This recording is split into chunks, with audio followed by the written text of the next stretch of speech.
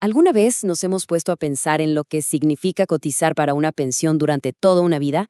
Y de repente al final darse cuenta de que una sola decisión tomada hace décadas redujo esa mesada a una fracción de lo que pudo ser. Pues bueno, esto es más común de lo que parece.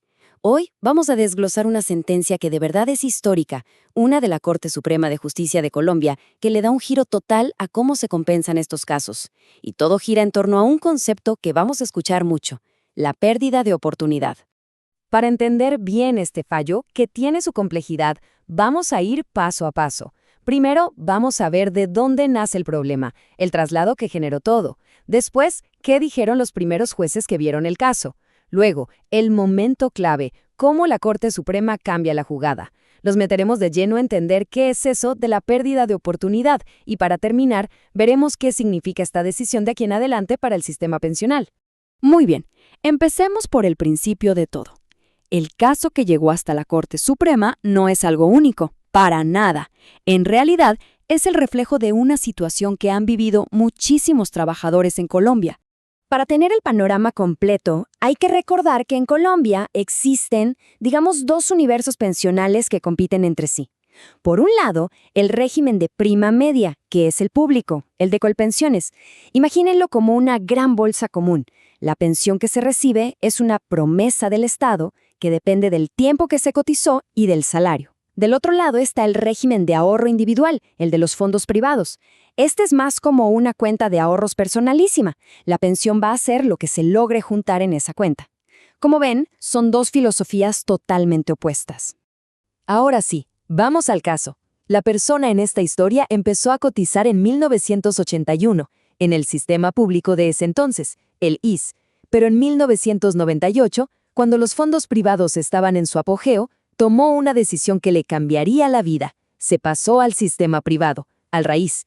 Claro, en ese momento quizá no se vio el impacto, pero en 2020, cuando le llegó la edad de pensionarse, la realidad fue un golpe duro. Su mesada era la mínima, muchísimo menos de lo que habría sido si se hubiera quedado en el sistema público. Entonces, se presenta una demanda. ¿Contra quiénes? Pues contra todos los que tuvieron que ver en su historial laboral, los fondos privados Porvenir, Scandia y Protección, y también contra Colpensiones. El argumento era bastante sencillo pero muy potente.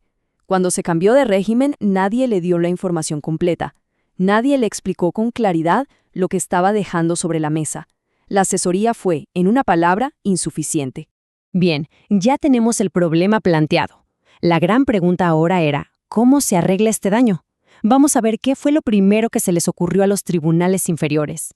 La primera solución fue bastante directa, la verdad. Los jueces de primera y segunda instancia dijeron, a ver, si el problema fue la falta de información del fondo privado, pues el fondo privado es el que tiene que responder. ¿Y cuál fue la orden? Que le pagaran a la pensionada mes a mes y para toda la vida la diferencia entre la pensión mínima que estaba recibiendo y la pensión, mucho más alta, que le habría tocado en Colpensiones. Esta decisión se apoyaba en una figura legal que se llama lucro cesante. Para que nos entendamos, es como decir que esa pensión más alta era una ganancia segura, algo que ya era un hecho que se iba a recibir y que se perdió.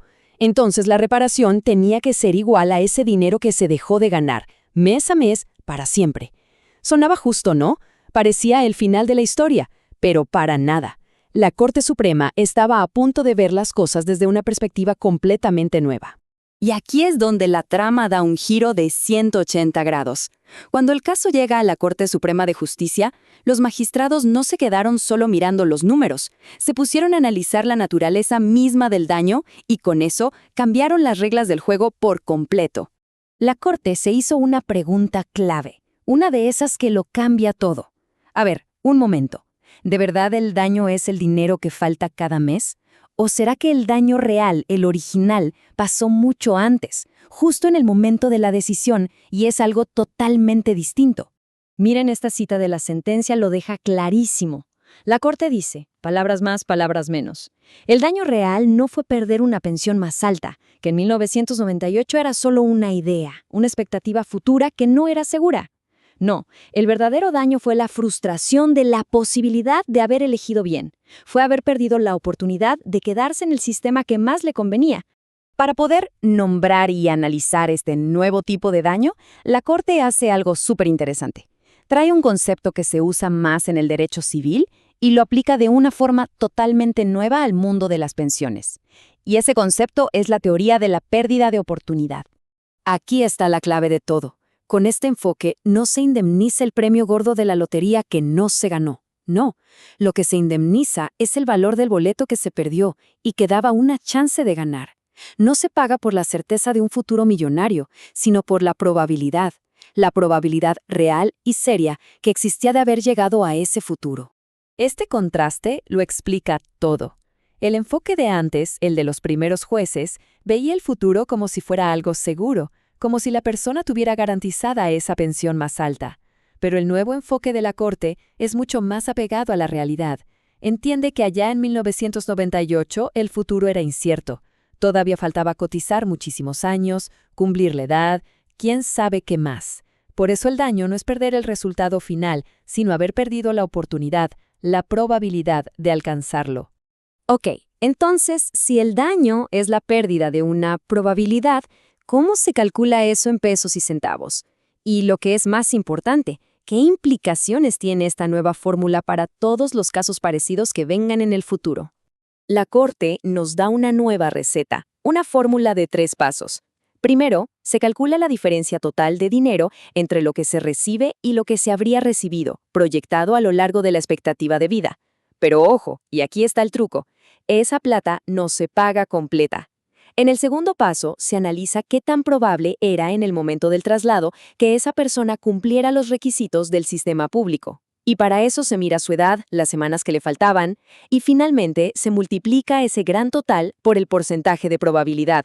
Y listo, esa es la compensación.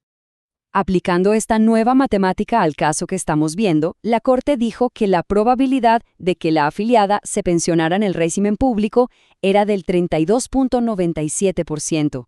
Así que, al multiplicar ese porcentaje por el valor total de la diferencia pensional, la indemnización final fue de poco más de 64,5 millones de pesos, y muy importante, en un solo pago. Y este es el cambio radical que nos deja el fallo. Pasamos de un modelo de te pago la diferencia cada mes por el resto de tu vida a uno de te doy una compensación única.